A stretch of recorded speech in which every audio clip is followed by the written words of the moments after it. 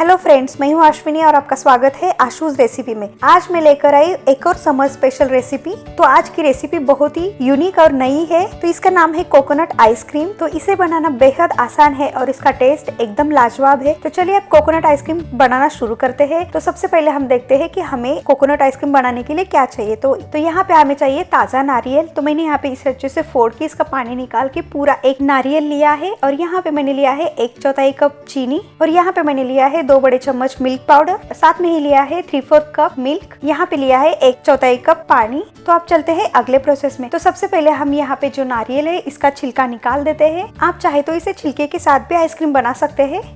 तो हम यहाँ पे इसका छिलका निकालने के लिए पीलर का इस्तेमाल करते हैं। आप चाहे तो सूरी से भी कर सकते हैं, लेकिन पीलर से करने से फटाफट जल्दी निकल जाता है। ऐसा जरूरी नहीं कि आपको भी यहाँ पे ये छिलका निकालना है। अगर आपको छिलके के साथ आइसक्रीम पसंद है तो आप बिना छिलके निकाले भी आइसक्रीम बना सकते हैं। तो हमें यहाँ पे इसी तरीके से इसका पूरा छिलका निकाल देना है। हमें यहाँ पे पतले पतले स्लाइसेस में इसका छिलका निकाल देना है। तो ये देखिए यहाँ पे मैंने इस तरीके से छिलका निकाल दिया है। तो इसी तरीके से हम बाकी के नारियल का भी छिलका निकाल देते हैं। ये जो ऊपर का छिलका है तो आप इसे फेंकिएगा मत, आप इसे चटनी या फिर सब्जी बनाते वक्त इस्तेमाल करें। तो इसी तरीके से हमें यहाँ पे पूरे नारियल का छिलका निकाल देना है।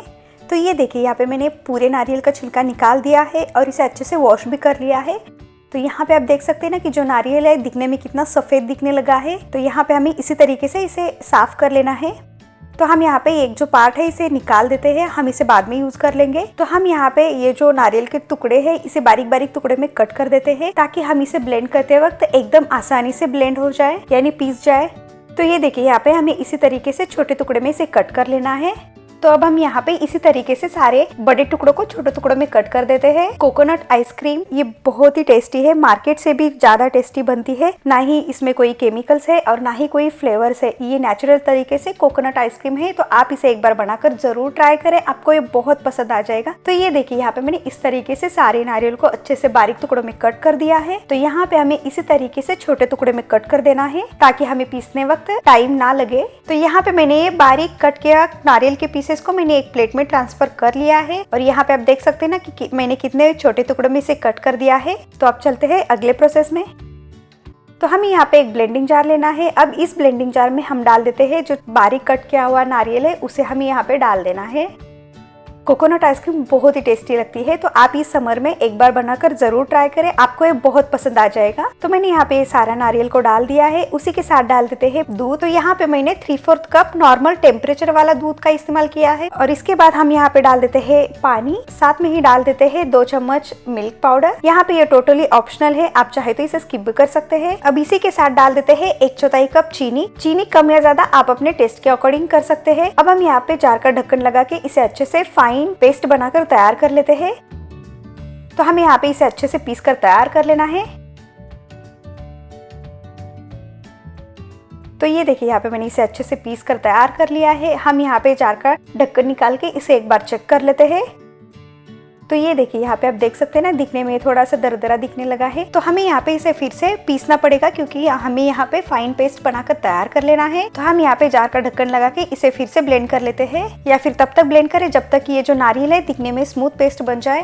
तो यहाँ पे मैं इसे फिर से ब्लेंड कर लेती हूँ।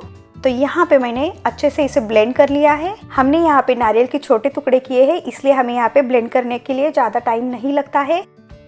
तो यहाँ पे मैंने इसे अच्छे से पीस कर तैयार कर लिया है। तो ये देखिए यहाँ पे जो पेस्ट है अच्छे से फाइन पेस्ट बनके तैयार है। और यहाँ पे आप देख सकते हैं ना कि दिखने में कितना स्मूथ पेस्ट दिखने लगा है। तो यहाँ पे हमें इतना ही फाइन पेस्ट बनाकर तैयार कर लेना है। तो यहाँ पे हमारे ये कोकोनट नारियल का बेस अच्छे से बनके तैयार है। तो अब चलते हैं अगले प्रोसेस में।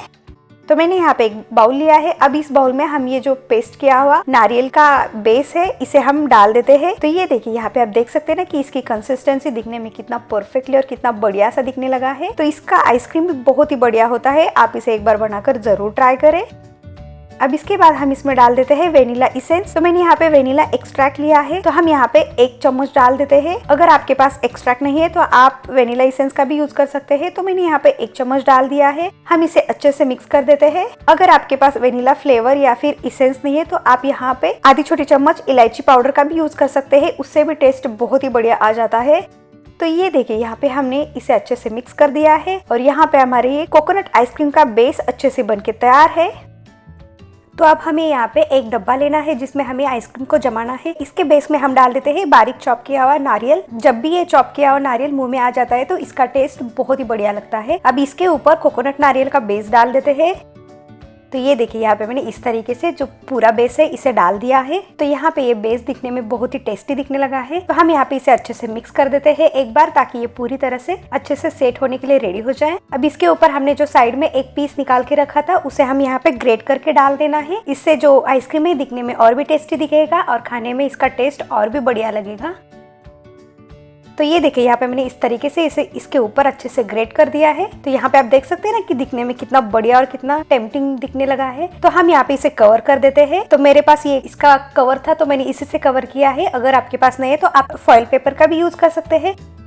तो हम यहाँ पे इसे अच्छे से 5 से 6 घंटे के लिए सेट करने के लिए रख देते हैं, या फिर आप इसे ओवरनाइट भी रख सकते हैं। तो यहाँ पे 8 घंटे हो जाने के बाद मैंने आइसक्रीम के बॉक्स को बाहर निकाल दिया है। अब हम यहाँ पे इसका कवर निकाल देते हैं। तो ये लीजिए हमारी कोकोनट आइसक्रीम अच्छे से बनके तैयार है। आप देख सकते हैं ना दिखने में कितना बढ़िया और कितना टेस्टी दिखने लगा है। तो ये देखिए यहाँ पे अच्छे से सेट हो चुका है। तो अब हम यहाँ पे आइसक्रीम स्कूप लेते हैं और उसकी हेल्प से हम यहाँ पे आइसक्रीम को निकाल देते हैं। तो यहाँ पे आपने देखा ना कि कोकोनट आइसक्रीम बनाना कितना आसान है और ये बहुत ही टेस्टी बनता है। तो आप इस समर में एक बार बनाकर जरूर ट्राई करें। तो यहाँ पे मैंने आइसक्रीम स्कूप में ये पूरा आइसक्रीम को निकाल दिया है। अब हम इसे सर्विंग ग्लास में डाल देते हैं। तो ये लीजिए हमारी टेस्टी कोकोनट आइसक्रीम बनके तैयार है। तो हम इसी तरीके से ये दूसरा स्कूप भी डाल देते हैं। तो आप इसे इस समर में एक बार बनाकर जरूर ट्राई करें, आपको ये बेहद पसंद आ जाएगा। तो ये देखिए यहाँ पे मैंने ये आइसक्रीम वाले ग्लास में निकाल दिया है। तो यहाँ पे आप देख सकते हैं ना कि दिखने में कितना परफेक्टली और कितना टेस्टी दिखने लगा है। अब हम इसके ऊपर थोड़े से गार्निश कर देते हैं टूटी फ्रूटी से। आप चाहे तो चॉकलेट सिरप से भी कर सकते हैं। तो यहाँ पे हमारे टेम्पटिंग कोकोनट आइसक्रीम बन के तैयार है। दिखने में एकदम बढ़िया और खाने में एकदम लाजवाब है। तो आप इस समर में एक बार बनाकर जरूर ट्राई करें।